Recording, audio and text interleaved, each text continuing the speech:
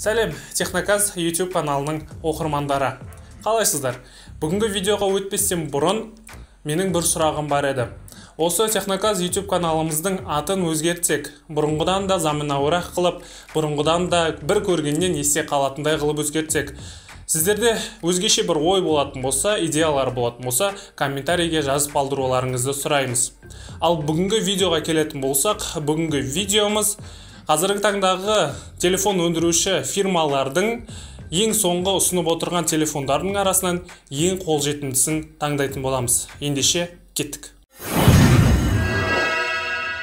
Сонымен достар, бірден бастайық. Бүгінгі топ телефондарымыз, олар қазіргі таңдағы телефон шығарып жатқан барлық фирмалардың ішіндегі ең топовый телефондарын, оның ішінде ең қолжетімдісі.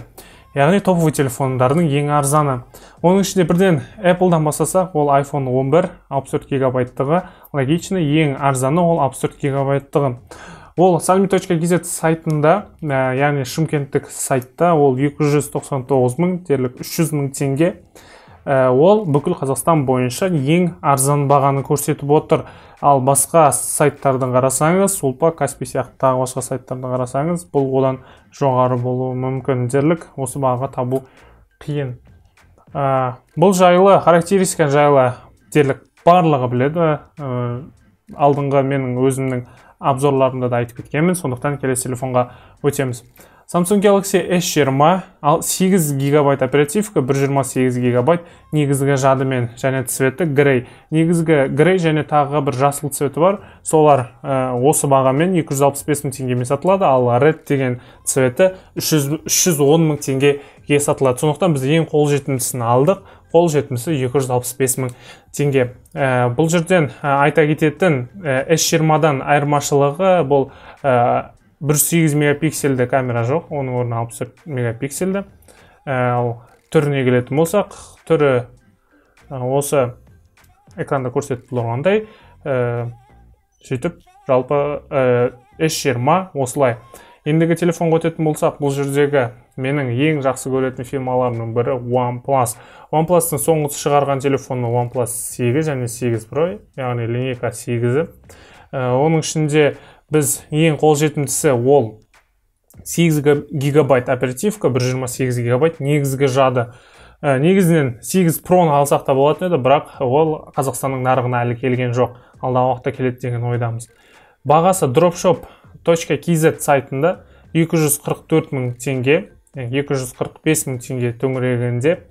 Бұдан арзан табу қиын. Дерлік OnePlus 8 әлі барлық магазиндерге келе қойған жоқ. Енді дропшоппен только salmi.kz сайтында ғана бар. Қалғандарында әрі мен көре қойған жоқпын. Бұл жерден айта кететін Snapdragon 865 процессор, 48 мегапиксельді камералар және Quad HD экран. Басқа айтатын ештеңе жоқ. Барлығы қазіргі барлық флагмандарға жараса келеді. Келесі телефон Xiaomi Mi 10.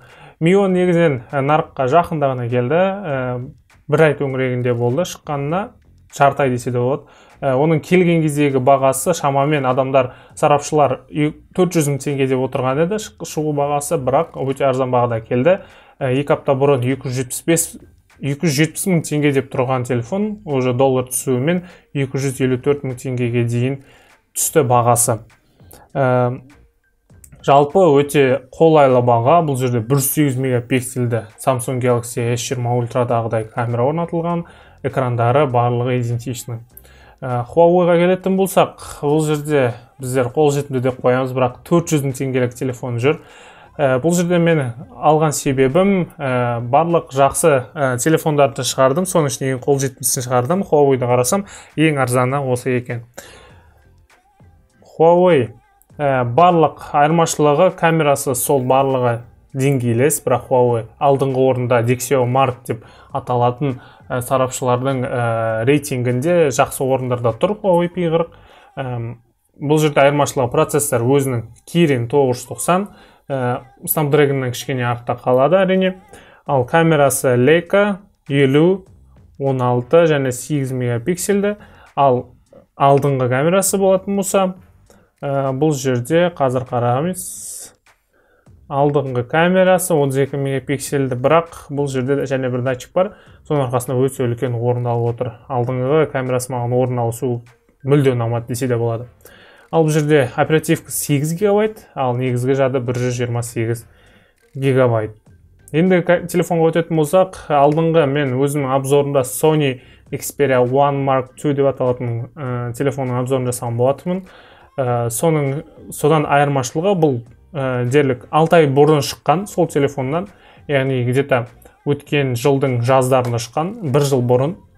Айырмашылықтары ондай қатты емес, камералары сол 12 мегапиксельдікті камералар, ал экранда дерлік сол, айырмашылығы процессорында, басқа ондай қатты айырмашылық, және аккумуляторында айырмашылық. Бұл жерде аккумулятор слабый 3330 мАч, ал жаңа шыққанда 3800-ге жақын. Бұл жерде басқа телефондарда айырмашылығы экран 4К разрешениеде, ойлаңызшы, басқаларда 2К, даже Full HD болса, бұл жерде 4К разрешение. Қазіргі телевизорлердің тіпті барлығы да 4К разрешение көтере алмайды, ал бұл жерде тіпті жаңағы телефонға 4К разрешениелі экран қойылған. Осымен Sony ерекшеленеді.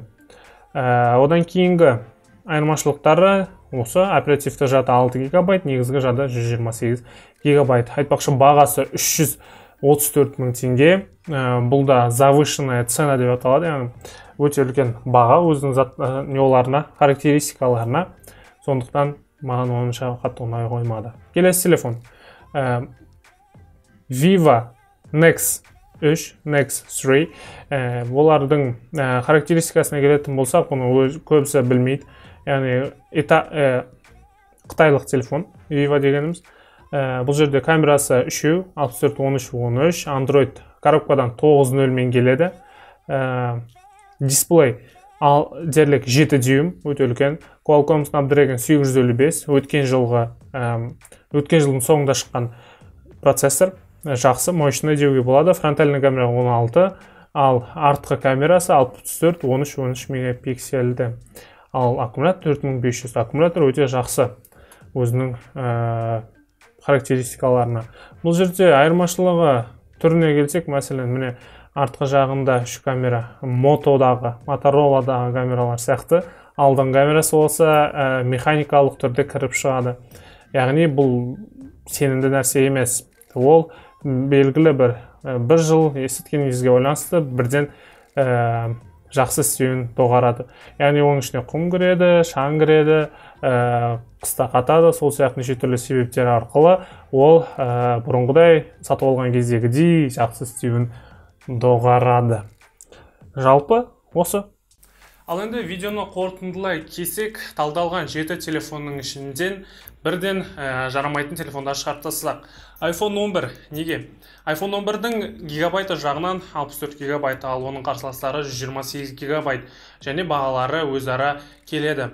Ал iPhone-ның бағасына келсек 300 мың теңге, ал өзінің қарсыластары жағынан бұл 50-40 мың теңгеге қымбат. Ал келесі Vivo-ға келетін болсақ, Vivo бұл жерде технология жағынан сәл жаңашалау десе болады, бірақ ол бағасы жағынан қымбаттау және технологиялары әлі сенімсіз. Ал Huawei келесек, бірден бағасы 400 мың теңге болғандықтан оны списктен алып тастасақ болады. Ал Xiaomi-ға келсек, бұл жерде Xiaomi-дің оптимизациясы жағынан кішкене күмән тудырады. Жан-жақтан мәселен 108 мегапиксельдік камера болғанымен, ол оптимизацияның нашарлау болғандықтан оны толық өзінің арсеналын аша алмайды. Сондықтан мен айтылған телефондардың ішінен алуға кеңес беретін ол Samsung Galaxy S20 және OnePlus 8. Олардың оптимизациясы жағынан және камерасы технологиясы жағынан алда келе жатыр деуге болады. Егер менің берген кеңестерім сізге пайда келтіретін болса, лайк басып комментарий қалдыруды ұмытпаңыз. Келесі кездескенше қош сау.